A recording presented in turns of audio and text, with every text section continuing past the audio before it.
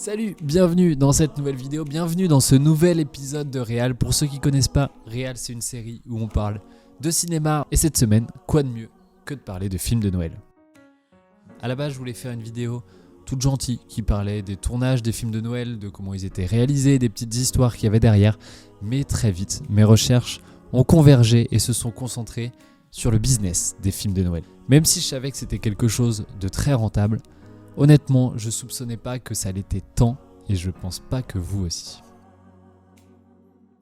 De la neige, une histoire d'amour, des sapins qui scintillent, un chocolat chaud et une patinoire. Pas de doute, vous êtes devant un film de Noël. À peu près, tout le monde en a fait. Des productions indépendantes en passant par les studios Disney ou encore Netflix aujourd'hui.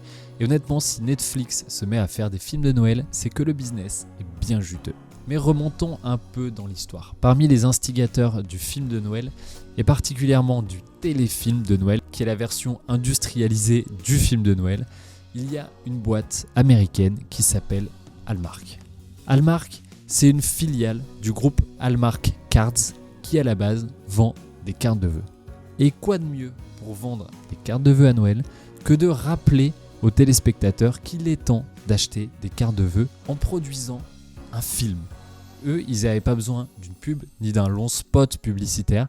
Ils se sont fait leur propre agence de production pour créer des films. Une sorte de pub géante qui rappellera aux Américains qu'il est temps d'aller acheter des cartes de vœux chez Hallmark Cards. Et oui, c'est là qu'a commencé les téléfilms de Noël industriels qu'on connaît aujourd'hui.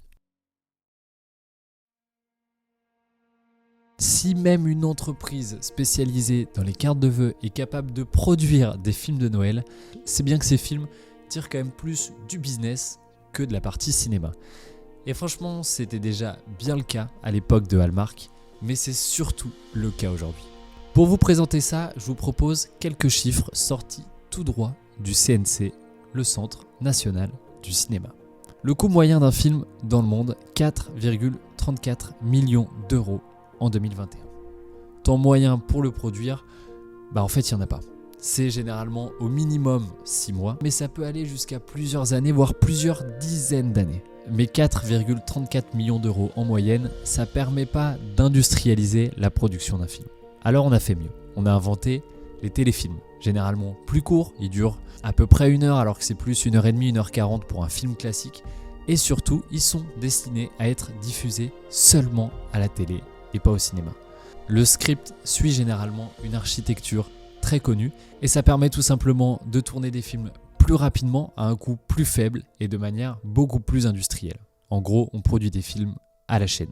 D'ailleurs, vous avez peut-être vu que ces dernières années, de nombreux gros groupes français produisent leurs propres séries télé.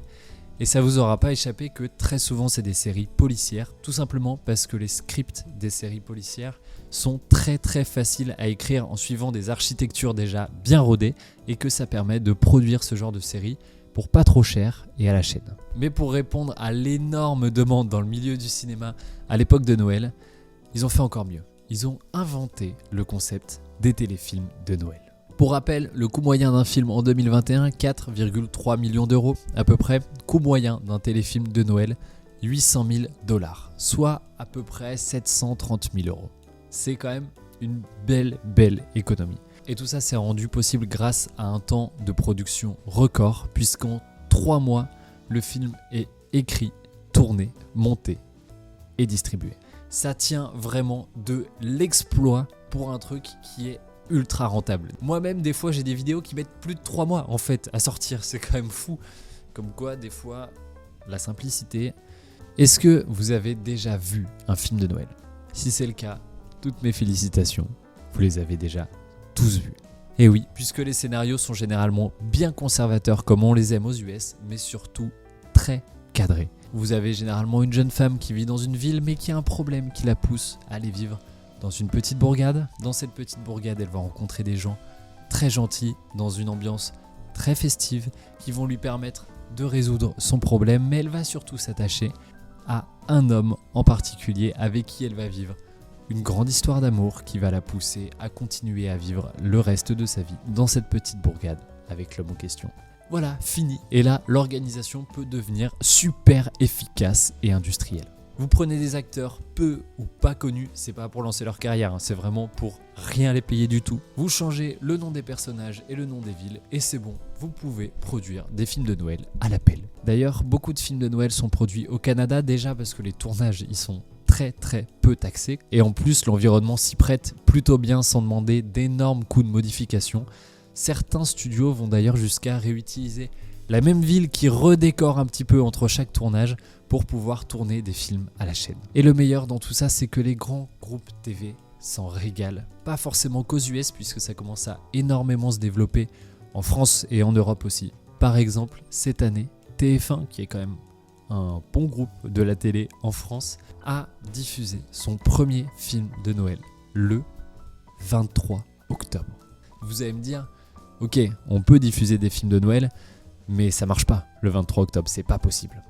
Eh ben, je reprends mes petites statistiques. Et c'est marqué qu'ils ont fait un carton.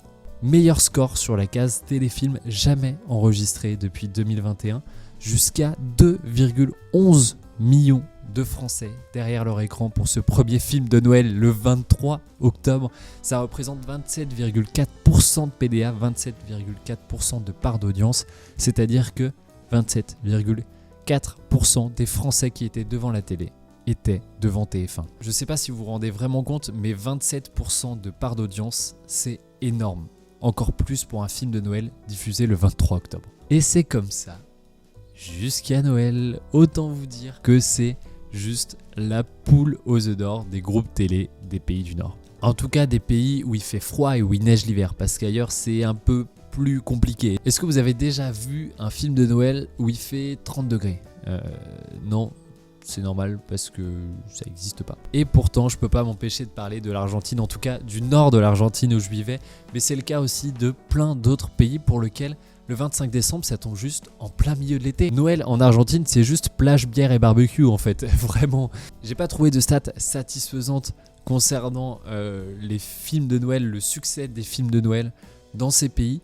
Peut-être tout simplement parce que ça intéresse personne de savoir ça en fait.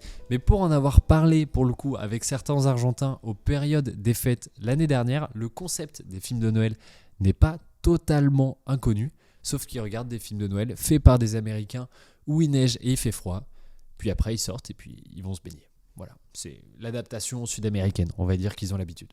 Mais alors, des films de Noël, il en sort plein tous les ans. Mais concrètement, lesquels ont su marquer l'histoire ? Dans le classement des films de Noël les plus rentables du monde, celui qui a une des meilleures places va vous étonner. Si je vous dis un gars vert, ridé, poilu, qui déteste Noël, ça c'est vraiment le comble, qui a, je pense, traumatisé des générations et des générations. Je vous laisse un petit peu de temps pour réfléchir. Comme ça d'ailleurs, vous pouvez prendre le temps pour vous abonner à la chaîne et partager cette vidéo.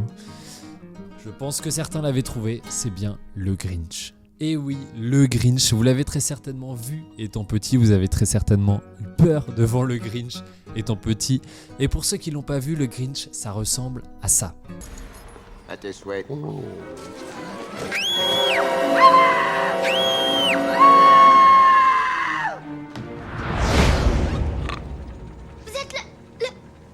êtes Le Grinch.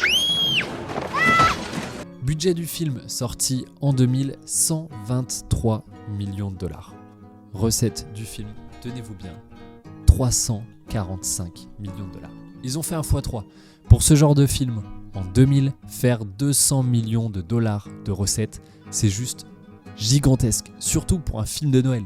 Et pourtant, ce film n'est que 4e dans le classement des films de Noël les plus rentables de l'histoire. Tout simplement puisque la production, 18 ans plus tard, a remis ça avec le Grinch revisité en 2018 version film d'animation. Et cette fois, ça a cartonné, mais vraiment. Ils ont sorti un film qui leur a coûté 75 millions de dollars. Ça paraît énorme, mais pour le type de film qui a été sorti, c'est quand même très peu. Et attention, recette totale de ce film, 512 millions de dollars. 512 millions de dollars. C'est énorme. Et alors là, oui, lui mérite sa première place inégalé jusqu'à aujourd'hui des films les plus rentables de l'histoire des films de Noël. Et franchement, c'était pas le coup d'essai des producteurs de films de Noël, puisqu'en 1990 déjà, le studio Huge Entertainment avait sorti Maman j'ai raté l'avion, que vous connaissez c'est sûr à défaut de l'avoir vu. Il a cartonné 476 millions de dollars de recettes nettes. Deuxième film de Noël le plus rentable de l'histoire après le Grinch, la version de 2018. Donc à l'époque, il était premier. Il s'est fait dépasser par le Grinch un peu plus tard. Et surtout, juste 2 ans plus tard, autant vous dire que le coup était déjà pensé.